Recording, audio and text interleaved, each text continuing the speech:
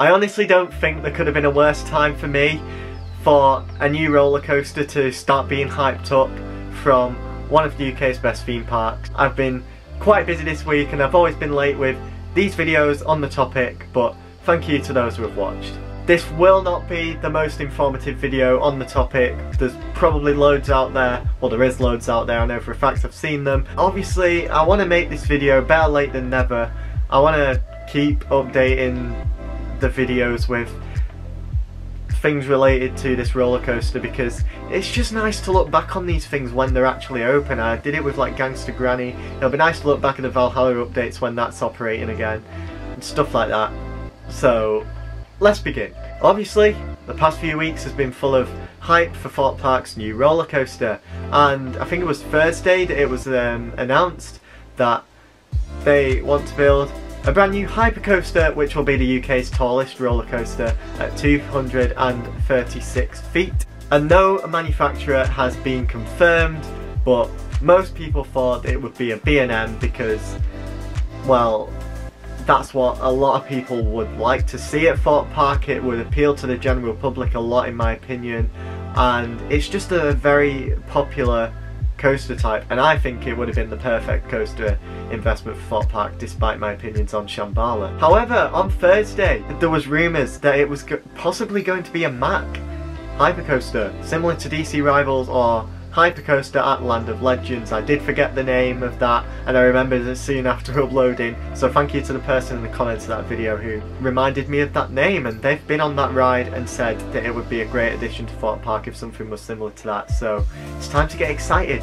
Anyway, so it's pretty much been proven that it's not a B&M because there's been a potential layout brought out and just concept art pretty much that I'm going to be putting on the screen throughout this video. I'm going to look at them on my phone. So it's the UK's tallest roller coaster at 236 feet, and not what a lot of people were expecting. A lot of people were obviously expecting, you know, a large scale out and back roller coaster at Thorpe Park, but it seems like they've gone with the compact option. Obviously not a B&M Hypercoaster layout at all, but yeah, like the whole layout has been, well, not the layout but concept art, multiple pictures of it have been released, and we can tell by looking at that track type that it's not a B&M, and by looking at it, it does look like it's a Mack track design. However, a lot of manufacturers have a similar track design to that, so it could be Mack, it could be Intamin,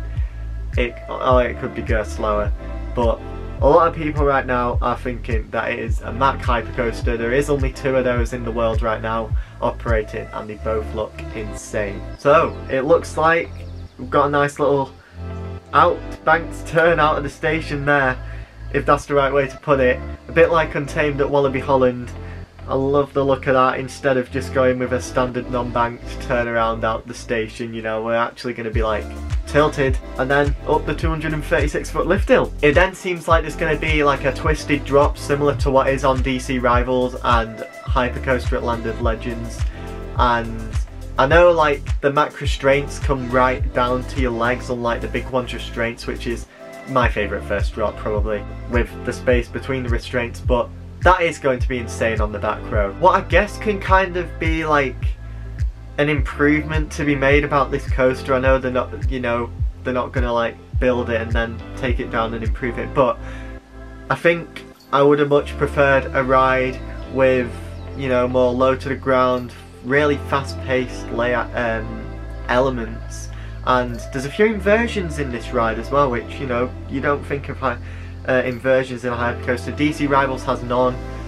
Land of Legends, I don't know how many that has, but that massive loop looks really good, and I think it has like an inline twist which looks amazing. It goes through it with some speed. Instead of like, you know, the kind of snappy turns and low to the ground ejector hills and stuff, it seems like it doesn't have much airtime at all. The elements seem to be more drawn out and, you know, big, so they'll go over them slow, and then obviously the speed will build up in between the layout. But yeah, they've also pretty much announced that they're planning on getting like a final design sorted over the next month or so. They'll then submit the final plans to the council, and if that gets approved, we're getting a brand new roller coaster at Thorpe Park. If it doesn't, a lot of theme park enthusiasts in this country are going to be very angry.